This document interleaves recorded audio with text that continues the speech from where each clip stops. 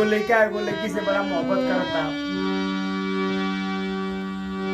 एक समय के बात रहे, वो लड़कवा लड़किया से कहले बा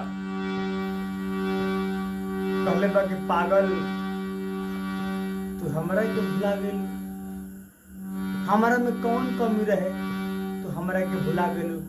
लड़कवा कहले बा कैसे, तोहरा बिना कैसे जियाब, तोहरा बिना कैसे जियाब, जइहा समझाई करे जाओ, काहे बद कैलू बेवफाई करे जाओ, काहे बद कैलू बेवफाई। तोहरा बिना कैसे जियाब, तोहरा बिना कैसे जियाब, जइहा समझाई करे जाओ, काहे बद कैलू बेवफाई। क्या कहता हो, बचपन में प्यार हमसे कैलू गुजरिया, संग जिए मारे के खैल रहलू किरिया, खैल रहलू किरिया। हो बचपन में प्यार हमसे कैलू गुजरिया, संग जिए मारे के खैल रहलू किरिया, खैल रहलू किरिया।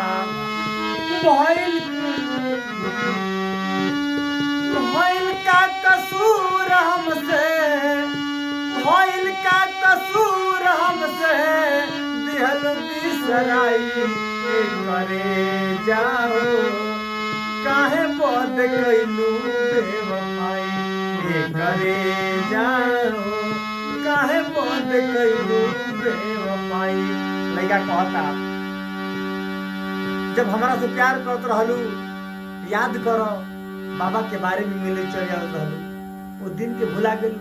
लड़का कहले बा कैसे, हो याद कर मिले जहिया आइल रहलू बारी में, आई लव यू कह के हमके धैलुआ कवारी में, धैलुआ कवारी में। हो याद कर मिले जहिया आइल रहलू बारी में, आई लव यू कह के हमके धैलुआ कवारी में, धैलुआ कवारी में। बैठे खातिर दिहालू अपन, बैठे खातिर दिहालू अपन, ओढ़नी बिछाई करे जाओ, काहे बद कैलू बेवफाई। लड़का कहता हो, हमरो उठी आरती तोहरो होई जब सगाई, मर जाई दीवाना गले फसरी लगाई, फसरी लगाई। हो हमरो उठी आरती तोहरो होई जब सगाई, मर जाई दीवाना गले फसरी लगाई, फसरी लगाई। केतनो बोलैबू बाकी, केतनो बोलैबू बाकी, सपनों में न आई मरे जाओ, काहे बद कैलू बेवफाई। लड़का कहता कैसे, कमल से शोक पागल हो जाई है प्यार में, तोहरा बिना जिए ना सुरे मन संसार में, सुरे मन संसार में। कमल से शोक पागल हो जाई है प्यार में, तोहरा बिना जिए ना सुरे मन संसार में, सुरे मन संसार में।